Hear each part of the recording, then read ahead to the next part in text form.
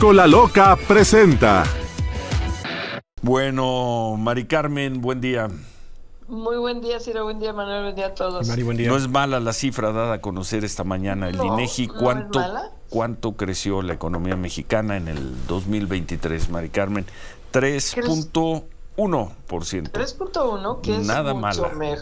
Nada mala. mayor a lo que se anticipaba en diciembre del año pasado por el consenso. Los analistas calaban de 0.8, de 1%, porque se anticipaba una recesión en Estados Unidos. El único que no anticipaba una recesión en Estados Unidos fue Rogelio Ramírez de la O, 3.1%. Sin embargo, sí es menor al 3.4% que presumía Ramírez de la O hasta hace unos días, y sobre todo Gabriel Llorio, el secretario de Hacienda, decía que era una cifra de crecimiento histórico. Pues no, 3.1 no es el crecimiento más alto que hemos tenido. Sí es importante, no lo quiero minimizar, pero es interesante si ya lo desglosas. Se vio una desaceleración en el último trimestre, por eso nos alcanzó el 3.4 que se anticipaba, aunque insisto, es buen dato, mejor a lo que se esperaba hace un año.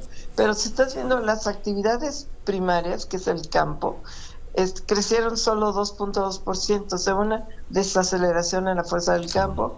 Las secundarias, que es toda la industria que ahí se ha visto beneficiada por el nearshoring y por desde luego las obras icónicas, 3.6% es el que más creció, y en lo que es terciarias, que es servicios, hay un crecimiento de 2.9%. Entonces yo te diría que lo que impidió que creciéramos al 3.4%, que hace unos días presumía el subsecretario de Hacienda, Gabriel Llorio, fue que las actividades primeras del campo tuvieron una ligera desaceleración, una caída de 1.1% en el tercer trimestre. Esto fue lo que afectó al que el rendimiento no fuera el 3.4 o 3.3 que ayer se daba por un hecho. De todas maneras, 3.1 pues es el más alto después del 5.2 que alcanzamos en 2021. Después de la pandemia. Sí, por la pandemia. El 5.2 de la pandemia fue por el rebote, pero no está mal. Aún así, Ciro, si creciéramos 3% este año, que lo dudo, pero digamos que creciéramos 3%, el promedio en el sexenio de López Obrador va a ser inferior al 1% anual. Y se quejaba del 2% del neoliberalismo. Con promedio anual, una pandemia ahí de por medio. ¿Perdón? Con una pandemia de por medio en el 2000. Por una pandemia de por medio, pero va a ser inferior al de Calderón con una influenza de por medio. El H1N1 también fue una caída muy importante del PIB, 6.9%. Entonces, al que no le gusta compararse con Calderón, va a crecer menos que el promedio de Calderón. Bueno, pues muchas con gracias. Una pandemia de por medio, esto sí es cierto, hay que reconocer.